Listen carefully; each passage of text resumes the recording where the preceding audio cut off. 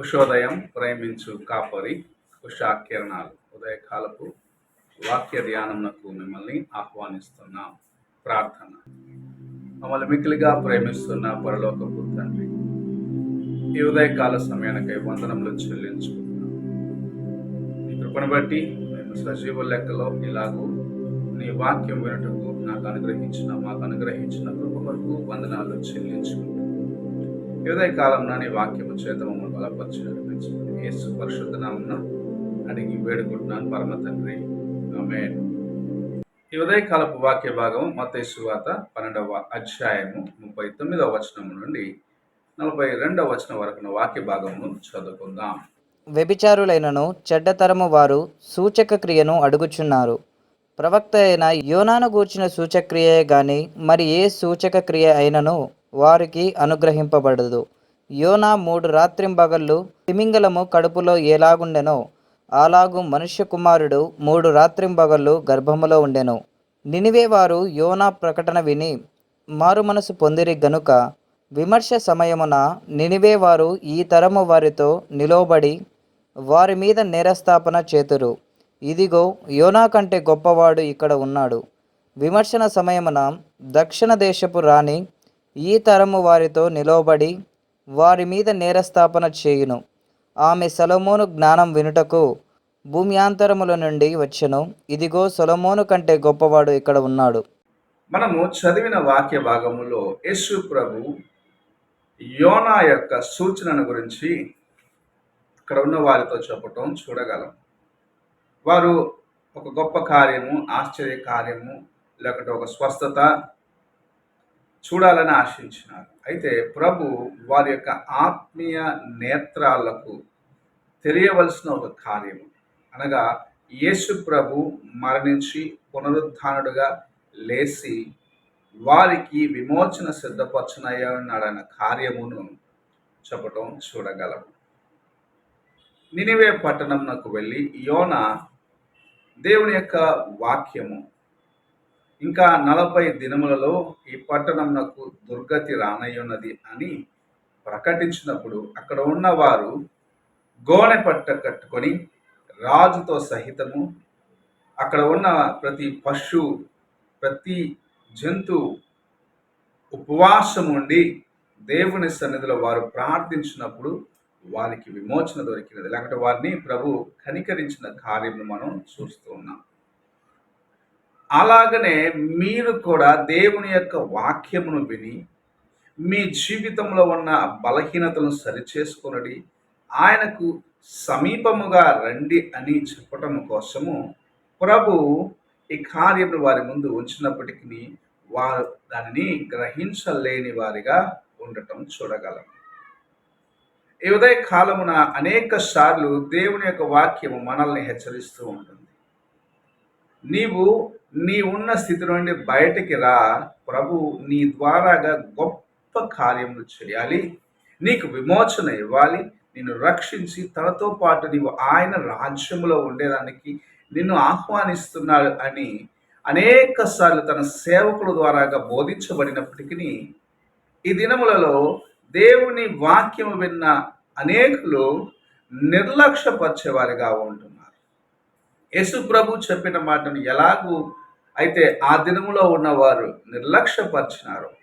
ఆయనను దేవుని కుమారుడు కాదు అని, ఆయన మెస్సయా కాదని, ఆయన దయ్యములను వాడి దయ్యములు పారదోలుతున్నాడన్న రీతిగా ఆయనను గురించి మాట్లాడినారే కానీ ఆయన చెప్పే మాటలో ఉన్న విలువను గ్రహించుకోలేకపోయినారు. ఆయన చెప్పే మాటలో ఉన్న సత్యంను గ్రహించుకోలేకపోయినారు.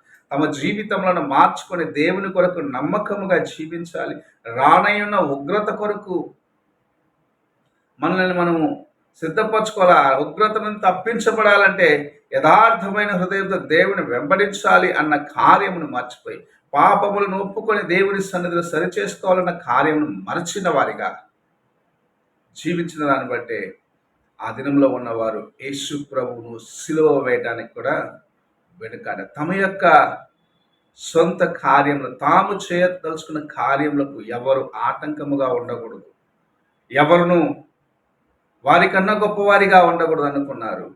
అందుకే ఆ దినంలో ఉన్న యూదులు లేకుంటే ఆ దినంలో ఉన్న పరిసయ్యులు ఆయనను సిలువకు వేయించినారు. ఈ దినము ప్రభు నీకు తన వాక్యం ఇస్తున్నాడు. ఆయన మరణించి పునరుద్ధానుడు అయినది నీ కోసము అన్న కార్యమును జ్ఞాపకం చేస్తూ ఉన్నాడు. నీవు రానయ్యన్న ఉగ్రతకు తప్పించబడాలని ప్రభు తన యొక్క వాక్యమును ఇచ్చినాడు అన్న కార్యమును జ్ఞాపకం చేస్తూ ఉన్నాడు. నినివే పట్టణస్థుల్లాగా నీవు వాక్యమును విన్నప్పుడు నీ హృదయమును తెరచి ఆయన వైపు చూస్తావా? లేక యేసు ప్రభు కాలములో ఉన్నవారు ఆయన మాటలు నిర్లక్ష్యపరిచినట్లు నీవు నిర్లక్ష్యపరిచి దేవుని యొక్క ఉగ్రతకు గురి అవుతావేమో అని ఒక్కసారి నీ హృదయాన్ని పరీక్షించుకోవాలి. 40 దినముల తర్వాత ఉగ్రత రానయ్యున్నది అని చెప్పినప్పుడు వారు పశ్చాత్తాపడ్డారు. నినివే పట్టణము రక్షించబడినది, లేకుంటే దేవుని యొక్క కోపం నుండి తప్పించబడినది.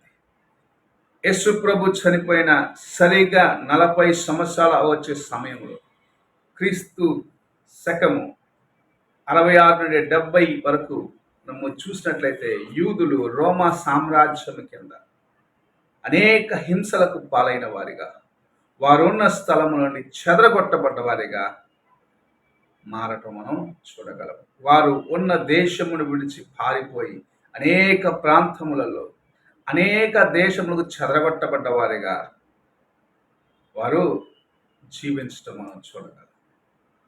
1947-48 వచ్చేంత వరకు వారు తిరిగి తమ దేశంలకు చేరుకోలేకపోయినారు. నీకు నాకు ప్రభు ఇస్తున్న హెచ్చరిక, నీకు ఒక సమయం ఇచ్చినాను, సమయాన్ని సద్వినియోగపరచుకో. నీకోసమే నేను మరణించి తిరిగి లేచినాను, నీకోసమే సమస్తము చేసినాను ప్రభు చెప్పినప్పుడు ఆ మాటను విని ఆయనకు లోబడి ఆయన కార్యములను మన జీవితంలో అనుభవిద్దాం, ఆయన కొరకు జీవిద్దాం, ఆయన రాజ్యమును అనేకులకు చూపిద్దాం. ఆయనను మనము అనేకుల యొక్క జీవితంలో రక్షకుడుగా పరిచయం చేద్దాం. ప్రార్థన. పరిశుద్ధుడైన యేసయ్య, ఉదయకాల సమయానికై స్తోత్రములు. మీరు మాకు అనుగ్రహించిన నీ వాక్యంను బట్టి వందనాలు చెల్లించుకుంటూ, నీకు ముందుగా నాయన మేము నిర్దోషులుగా నిలిచినట్లుగా నీ వాక్యమును నాయన మేము జాగ్రత్తగా విని హెచ్చరించబడిన వారిగా నీకు విధేయులుగా ఉన్నట్లుగా సహాయం వచ్చే. నినివే పట్టణస్థులు నీ వాక్యమును నాయన యోనా ద్వారాగా ఇచ్చినప్పుడు విని గోనె పట్ట కట్టుకొని బూడిదలో కూర్చొని తాము తమ యొక్క సమస్తము ఉపవాసం ఉండి ప్రార్థించినప్పుడు నీవు వారిని కనికరించినావు. అలాంటి కనికరము పొందేదానికి మమ్మల్ని మేము సిద్ధపరచుకునేదానికి సహాయం వచ్చేది. దేవా, నీ మాటను పెడచెవిన పెట్టి నీ వాక్యమును దూరముగా వెళ్ళి నీ ఉగ్రతకు గురి అవ్వకున్నట్లుగా నన్ను మమ్మల్ని కనికరించమని యేసు పరిశుద్ధ నామమున అడిగి వేడుకుంటున్నాను పరమ తండ్రి, ఆమేన్. తండ్రి అయిన దేవుని ప్రేమ, కుమారుడైన క్రీస్తు కృప, ఆదరణకర్తైన పరిశుద్ధాత్మిక సహవాసం ఇప్పుడు ఎల్లప్పుడూ తోడయండి, సదాకాలము నడిపించును గాక. ఆమేన్.